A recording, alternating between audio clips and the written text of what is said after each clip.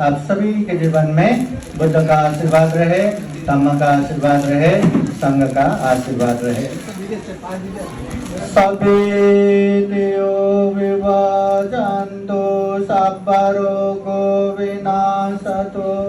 माते भवतु अन्तरायो सुखी दीर्घायुको भव भवतु सब्ब मंगलं रक्षन्तु सब्ब देवता सब्ब बुद्धानुभावेन सदा सुखी भवन्तु ते भवतु सब्ब मंगलं रक्षन्तु सब्ब देवता सब्ब धम्मानुभावेन सदा सुखी भवन्तु ते भवतु सब्ब मंगलं रक्षन्तु सब्ब देवता सब्ब संघानुभावेन सदा सुखी भवन्तु ते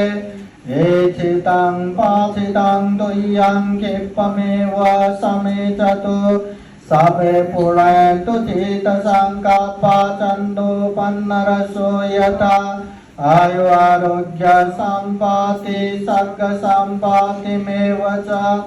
अतो निब्बान संपत्ति इमिनाते समेजतु साधु साधु